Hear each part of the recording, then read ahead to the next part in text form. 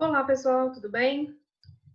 Meu nome é Gabriela Naves, sou professora de Direito de Família e hoje iremos tratar do assunto poder familiar. Primeiramente, vamos conceituar, estabelecer a conceituação de poder familiar. Não é somente um conjunto de direitos, né? O poder familiar, ele é um poder-dever que os pais exercem sobre os filhos. Então, é um conjunto de direitos e deveres dos pais em relação à pessoa e aos bens dos filhos menores. A doutrina vem entendendo que esse nome poder familiar deveria se chamar hoje, nos dias de hoje, autoridade parental. E o Código Civil de 16 se referia a este poder familiar como pátrio poder, em decorrência da importância da figura do patriarca na família, na composição da família, como chefe dessa família. As características do poder familiar. Ele é indelegável. Eu não posso transferir e delegar esse direito e dever para um terceiro, né? Eu não posso delegar, transferir as obrigações advindas do genitor e genitora, em decorrência do poder familiar, para uma terceira pessoa. Ele também é irrenunciável. Pai e mãe não podem renunciar ao poder familiar, salvo no caso de adoção, onde haverá o que? A perda do poder familiar. Ele é imprescritível, O exercício do poder familiar, ele não prescreve. O direito de reconhecimento de paternidade, o poder-dever, esse munus público exercido dos pais para com seus filhos e bem dos filhos menores também, ele é imprescritível. Ele também é incompatível com a tutela, ou seja, onde existe o poder familiar, não existirá a tutela, porque para que haja a configuração da tutela, faz-se necessário a extinção do poder familiar. Deveres quanto às pessoas dos filhos, que está previsto no artigo 1634. Primeiramente, dirigir-lhes a criação e educação. Exercer a guarda unilateral ou guarda compartilhada nos termos do artigo 1584. Independentemente da guarda fixada ser unilateral ou compartilhada, não altera o poder familiar, Mesmo se os pais se separarem, se divorciarem, esse poder familiar, esse munus público permanecerá intocado. Conceder-lhes ou negar-lhes consentimento para casarem. Em havendo discrepância, o não consentimento entre os pais, para autorização do casamento dos seus filhos, aí haverá necessidade de se entrar com uma ação chamada suprimento de consentimento junto à infância e juventude, para que o juiz possa dirimir esse conflito.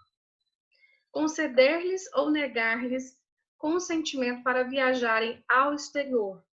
É necessário a autorização de ambos os genitores para que seja possível o filho menor viajar para o exterior. Conceder-lhes ou negar-lhes consentimento para mudarem sua residência permanente para outro município. Por quê? Porque quando o menor ali tem guarda unilateral e o menor se encontra com um dos genitores e se porventura um desses genitores se muda para um lugar sem comunicar o outro, poderá configurar aí alienação parental. Então, em decorrência desse fato, é que deve-se informar ao outro genitor a mudança, a alteração de endereço do menor. Nomear-lhes tutor por testamento ou documento autêntico, se outro dos pais não lhes sobreviver, ou sobrevivo não puder exercer o poder familiar. Representar-nos judicial e extrajudicialmente até os 16 anos nos atos da vida civil e assisti-los após essa idade nos atos em que partes por em parte suprindo-lhes o consentimento, reclamá-los de quem ilegalmente os detenha, exigir que lhe prestem obediência, respeito aos serviços próprios de sua idade e condição. Bom, a criança, né, o menor de idade, ele pode trabalhar, né, desde que seja, ele pode trabalhar a partir dos 14 anos, conforme previsto na CLT, mas desde que seja como menor aprendiz, e existe regras com relação à atuação, né, não podendo trabalhar em serviços que sejam insalubres, que possa provocar qualquer dano à saúde e ao desenvolvimento dessa criança. A extinção do poder familiar está previsto no artigo 1635 do Código Civil. Primeiro, pela morte dos pais ou do filho, extingue-se, né, o poder familiar, pela emancipação, pela maioridade, pela adoção e por decisão judicial na forma do artigo 1638 do Código Civil. Suspensão do poder familiar.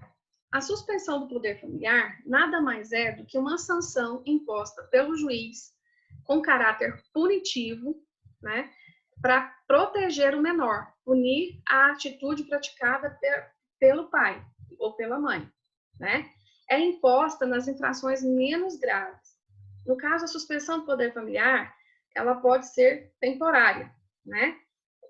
Conforme as hipóteses previstas no artigo 1637.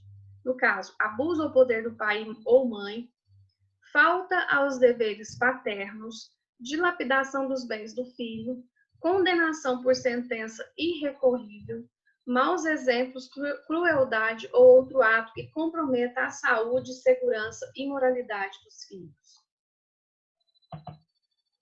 Perda do poder familiar. Artigo 1635, inciso 5º. É causa de extinção do poder familiar por decisão judicial. Decorre de faltas graves que configuram ilícitos penais e são especificadas no artigo 1638.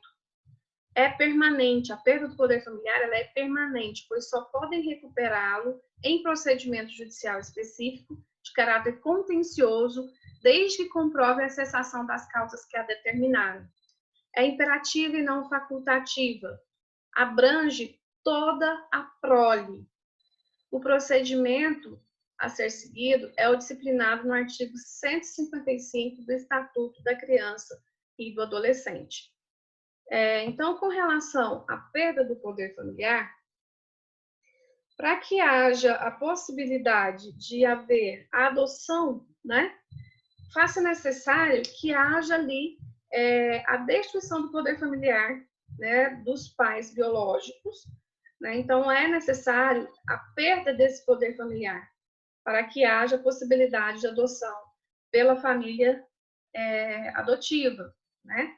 Então, a perda do poder familiar já é uma sanção, já é uma imposição legal de extrema gravidade, diferentemente da suspensão, que pode ser, inclusive, temporária, né? Não, no mais, nós ficaremos por aqui e voltaremos com o tema adoção. Tchau, tchau.